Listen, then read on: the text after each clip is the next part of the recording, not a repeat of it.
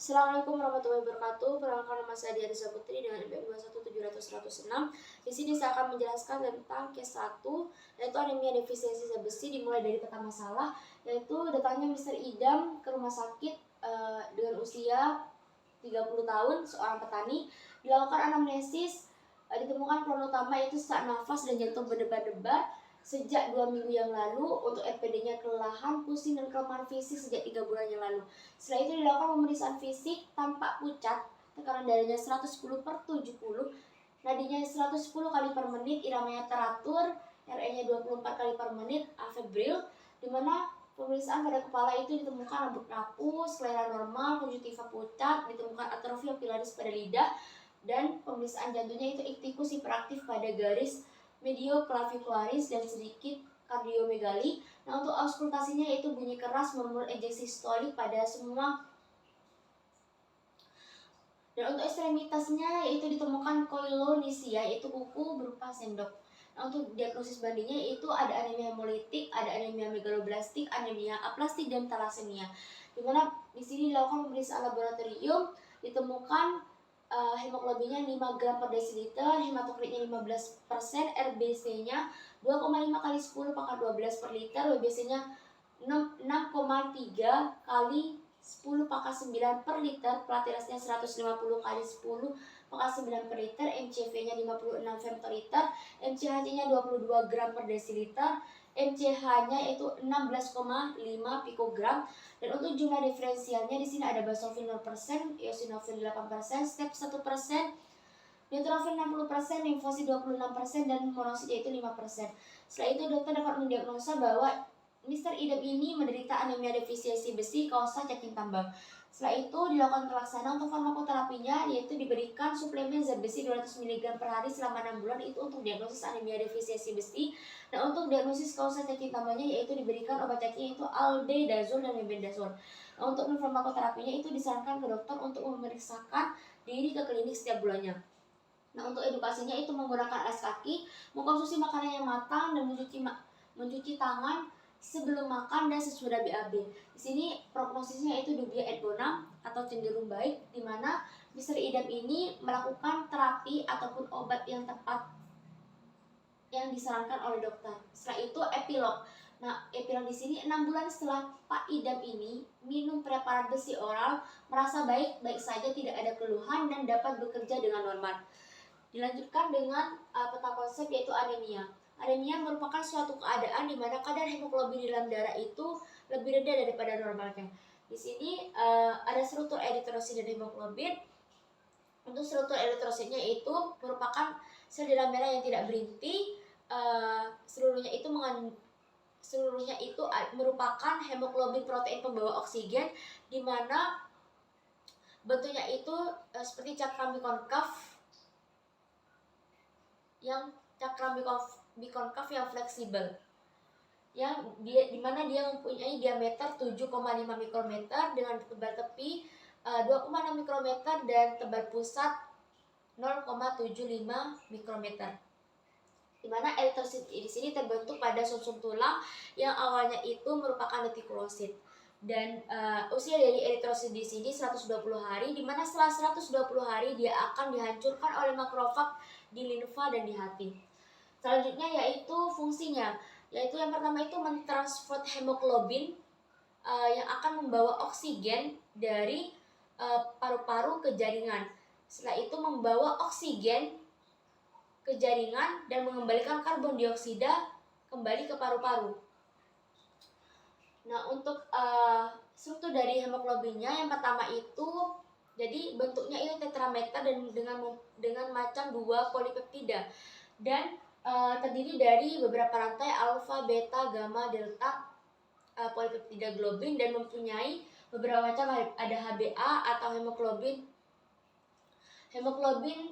HbA hemoglobin dewasa normal, HbS sirkulasi hemoglobin, HbF hemoglobin fetal, dan HbA2 yaitu hemoglobin dewasa yang minor. Nah, untuk fungsinya sendiri, hemoglobin di sini yaitu berperan penting dalam mengangkut oksigen ke seluruh tubuh, memberikan warna pada darah, mengangkut karbon dioksida kembali ke paru-paru, dan mempertahankan bentuk dari eritrosit atau sel darah merah.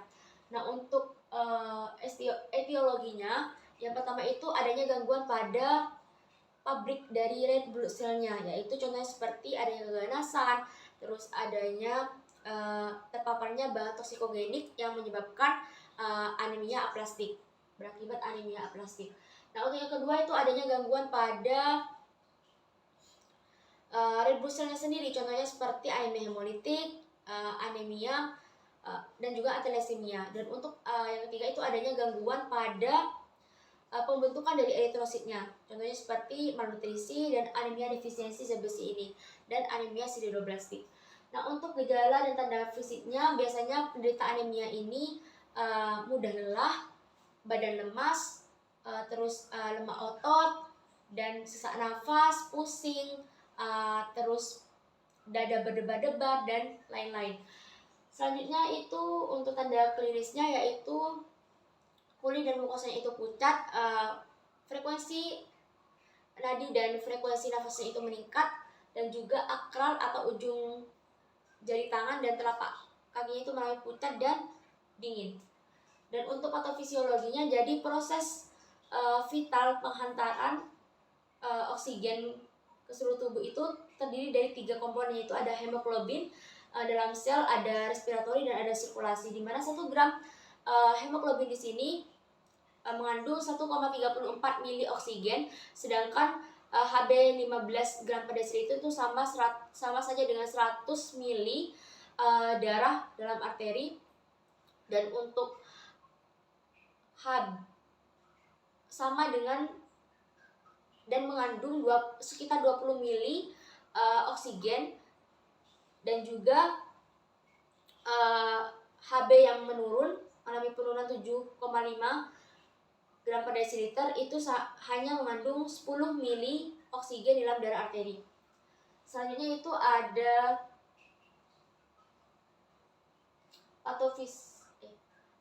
hasil temuan laboratorium, di mana pemeriksaan laboratorium ini berdasarkan analisis pemeriksaan fisik.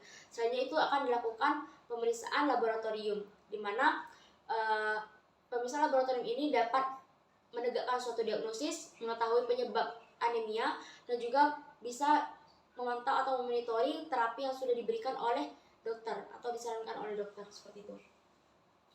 Nah, selanjutnya klasifikasi anemia berdasarkan morfologinya. Ada anemia monoklonal, yaitu disebabkan karena perdarahan akut, terjadi hemolisis, dan juga penyakit-penyakit infiltratif metastatik pada sumsum tulang, di mana terjadi penurunan jumlah eritrosit yang tidak disertai dengan perubahan konsentrasi hemoglobin dengan indeks eritrosit, yaitu MCV-nya 73 sampai 101 femtoliter, dan untuk MCH-nya yaitu 23 sampai 31 pikogram, dan untuk MCHC-nya yaitu 26 sampai 35%. Di sini ada contohnya, ada anemia aplastik dan anemia hemolitik, di mana keduanya itu sama-sama merupakan kelainan dari hemolitik, tetapi jika aplastik itu manifestasinya yaitu pasitopenia dan hiposelularitas. Nah, untuk anemia hemolitiknya yaitu disebabkan karena reaksi autoimun. Nah, untuk yang kedua itu ada anemia hipokromikrosit, di mana anemia ini yaitu ukuran eritrositnya itu lebih kecil daripada ukuran normalnya, dan untuk konsentrasi hemoglobinnya juga berkurang. Di mana contohnya itu ada anemia defisiensi besi, di mana anemia defisiensi besi itu merupakan suatu penyakit anemia yang disebabkan karena kekurangan zat besi di dalam tubuh untuk mensintesis hemoglobin, seperti itu. Nah, untuk etiologinya, yang pertama itu karena rendahnya asupan dari zat besinya. Yang kedua itu penyerapan zat besinya. Yang ketiga itu kebutuhan zat besi yang meningkat, dan yang ketiga itu kehilangan zat besi melalui saluran pencernaan. Nah, untuk klasifikasinya ada deplesi besi atau iron, dan untuk ada eritropoiesis defisiensi besi, dan sampai ada anemia defisiensi besi. Nah, untuk patogenesisnya yang pertama itu ada 3 tahap. Tahap pertama itu tidak menunjukkan gejala anemi. Jadi complete blood count-nya itu sel darah merah, sel darah putih, dan trombosnya itu masih normal. Morfologinya dari sel darah merah itu normal, dan darah merah normal, dan juga morfologinya normal, dan distribusinya juga, sel darah merahnya juga normal. Nah, untuk tahap kedua ini sering disebut juga dengan eritropoiesis yang kekurangan besi, di mana pada tahap kedua ini HB-nya sudah mulai menurun, tetapi masih tidak menunjukkan atau tidak tampak akan gejala dari anemi. Akan tetapi hemoglobin itu akan terus mengalami penurunan. Red blood cell distribution rate atau RDW itu mengalami peningkatan karena sum-sum tulang itu mengeluarkan eritrosit yang lebih kecil, dan untuk serum iron atau ferritinnya itu mengalami akan menurun, dan untuk sedangkan TIBC-nya itu total iron binding capacity-nya itu mengalami peningkatan. Dan untuk tahap ketiga itu sudah menunjukkan gejala anemi, yaitu hemoglobinnya sudah menurun, hematokritnya sudah menurun, dan eritrosit eritrosit kemudian menjadi hipokrom mikrositik seperti itu. Dan selanjutnya yaitu patofisiologi, di mana kekurangan zat besi ini dapat mengakibatkan kekurangan zat besi dalam tubuh itu dapat mengakibatkan terganggunya eritropoiesis, sehingga eritrositnya juga mengalami penurunan. Dan untuk selanjutnya itu metabolisme besi. Jadi dimulai dari Fe3+ dan Fe2+ yang masuk ke lambung. Setelah itu dirubah dari Fe3+ menjadi Fe2+. Di sana itu ada reaksi reduksi, yaitu ada penurunan, di mana kelebihannya itu disimpan dalam bentuk ferritin, dan besi itu akan dibawa ke dalam darah melalui alat transport transferin, di mana zat besi lainnya itu akan disimpan dalam jaringan otot dalam bentuk mioglobin, dan pembentukan eritrosit dan hemoglobin ini terjadi di sumsum tulang seperti itu. Terjadi di sumsum tulang, dan selanjutnya itu kelebihannya itu akan disimpan lagi dalam bentuk ferritin dan hemosidorin, dimana dan selanjutnya yaitu peran asam folat dan vitamin B12. Jadi berperan penting dalam eritropoiesis, karena dari eritrosit yang sel darah merah yang normal itu dan baru itu digantikan untuk menggantikan sel darah merah yang lama. Dan eritroblast itu memerlukan asam folat dan vitamin, dan setelahnya eritroblast itu memerlukan asam folat dan vitamin B12 untuk proliferasi pada saat diferensiasi seperti itu. Nah, selanjutnya yaitu eritropoiesis sendiri. Eritropoiesis itu merupakan suatu proses pembentukan eritrosit di sumsum tulang, pada sumsum tulang, hingga terbentuk eritrosit matang. Pada darah tepi yang dirangsang dan dipengaruhi oleh hormon eritropoietin. Dan kemudian di sini pada janin biasanya itu proses eritropoiesis ini berlangsung pada limfa dan sumsum tulang. Akan tetapi pada orang dewasa itu hanya terbatas pada sumsum tulangnya saja. Nah, untuk selanjutnya yaitu tanda dan gejala klinis. Di mana tanda dan gejala klinis untuk gejala normal, gejala umumnya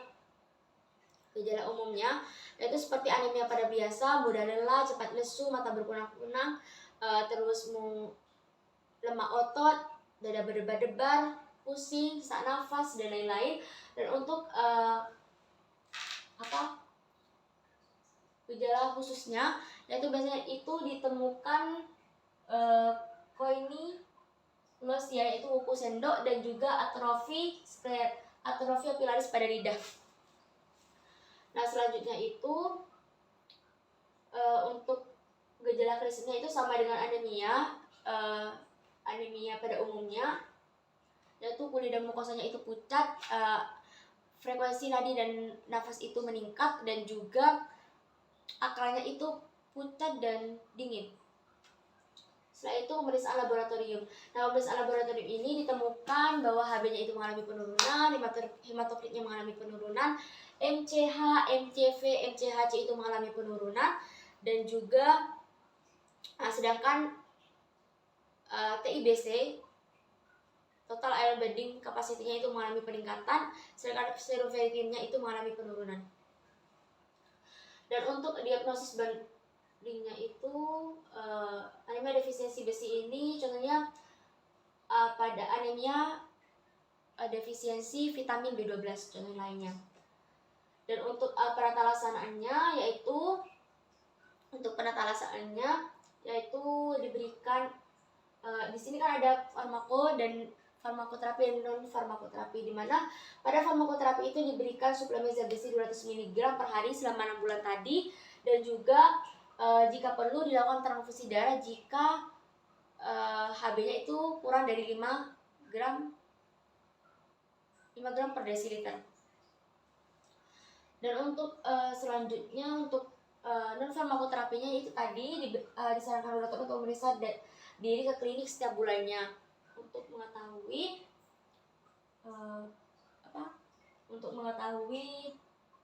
Hb-nya normal atau tidak, dan pemeriksaan darah lainnya. Selanjutnya untuk prognosisnya yaitu dubia et bonum jika pasiennya itu melakukan terapi yang sudah diberikan atau disarankan oleh dokter dan juga mengkonsumsi obat. Bisa terjadi dubia et malum atau cenderung buruk jika pasiennya itu tidak menaati apa yang sudah disarankan oleh dokter, tidak mengkonsumsi obat, dan juga terjadinya komplikasi atau penyakit seperti gangguan ginjal, gagal ginjal, dan lain-lain. Dan di sini anemia defisiensi besi ini juga dapat disebabkan karena perdarahan yang disebabkan oleh infeksi cacing. Di sini untuk siklus hidup dari hookworm atau cacing tambang di sini.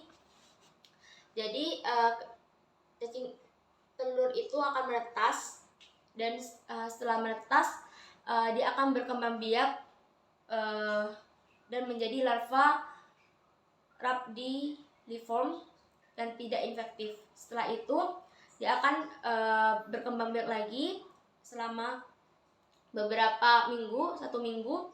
Dia akan berkembang menjadi larva filariform, dan larva filariform ini akan menginfeksi kulit manusia dan menembus pembuluh darah dan limfa. Selanjutnya masuk ke dalam darah dan mengikuti aliran darah menuju jantung dan paru-paru.